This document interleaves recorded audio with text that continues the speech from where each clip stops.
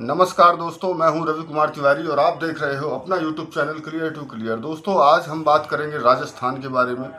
राजस्थान में दोस्तों एक ऐसी घटना सामने आई है जिसे सुन करके हर कोई परेशान है, हैरान है। घटना दोस्तों यह है कि राजस्थान में बताया जा रहा है कि खांसी की सिरप पीने से 2 बच्चों की मौत और एक डॉक्टर की भी जान चली गई।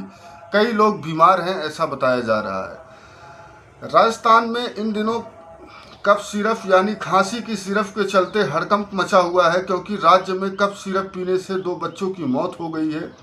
यही नहीं, जब एक डॉक्टर ने जब सिरप को सुरक्षित साबित करने के लिए उसे पी लिया तो वह बेहोश हो गया और उसके करीब 8 घंटे बाद डॉक्टर ने दम तोड़ दिया। अधिकारियों के मुताबिक राजस्थान सरकार के लिए दवा बनाने वाली एक फार्मा कंपनी द्वारा निर्मातित एक जेनेरिक कफ सिरप अब तक 2 बच्चों की मौत हुई है और कम से कम 10 लोग बीमार हो गए हैं। सोमवार को यह मामला सामने आया था।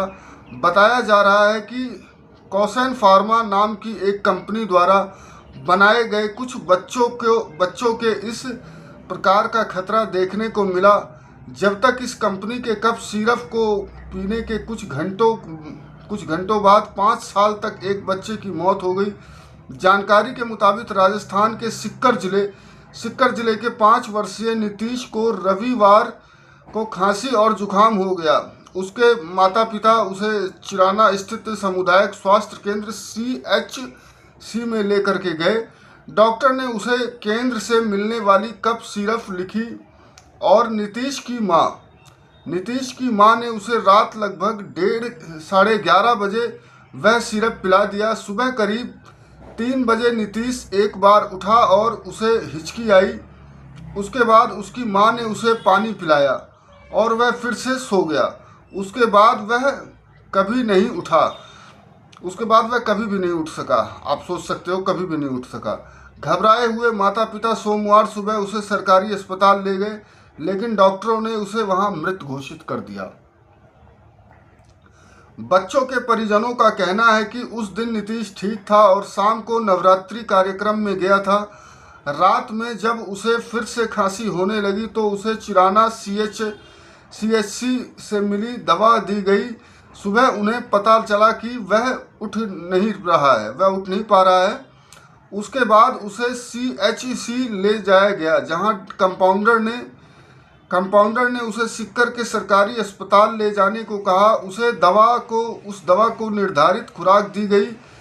दवा देने से पहले वह ठीक था। इस घटना के बाद पता चला कि 22 सितंबर को भी कफ सिरप पीने से 2 साल के बच्चे की मौत हो गई थी। इस घटना के बाद उस बच्चे के परिवार को इस बात का एहसास हुआ कि उनके बच्चे की जो मौत हुई वह सिरप पीने की वजह से हुई है, ऐसा उनके परिवार का कहना है। मीडिया रिपोर्ट्स के मुताबिक भरतपुर के बाहरी इलाकों में स्थित मल्लाह गांव में बच्चे का परिवार रहता है। बताया गया है कि 2 साल के सम्राट जाटव, उसकी बहन साक्षी और चचेरे भाई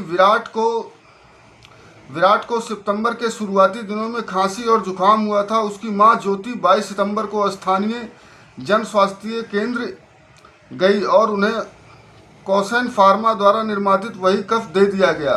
ज्योति ने सम्राट, साक्षी और विराट को दोपहर 1:30 बजे सिरप दिया।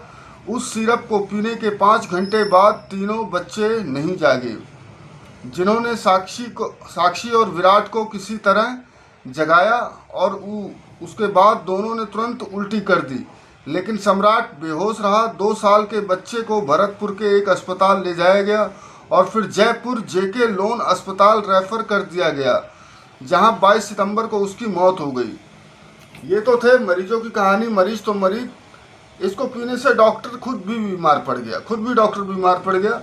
बच्चे सिरप पीकर डॉक्टर भी बीमार हो गया। बच्चे के एक पड़ोसी ने बताया कि 24 सितंबर को कफ सिरप दिए जाने के बाद 3 साल के गगन कुमार की तबीयत खराब हो गई। उसके बाद उसकी मां ने सामुदायिक स्वास्थ्य केंद्र प्रभारी ताराचंद योगी के पास पहुंची और उनकी शिकायत की, क्योंकि डॉक्टर योगी ने ही वह सिरप लिखा था। जब डॉक्टर ने सिरप को सुरक्षित साबित करने के लिए खुद पी लिया, साथ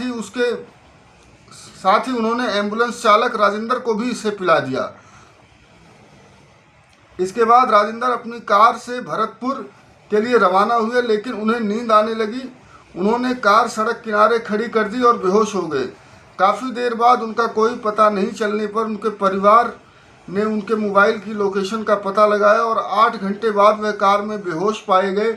वहीं एम्बुलेंस चालक ने भी सिरप दिए जाने पर 3 घंटे बाद इसी तरह के लक्षण बताया गया और इलाज के बाद वह लोग ठीक हो गए। यह उनकी किस्मत थी, लेकिन बाकी लोग ठीक नहीं हो पाए।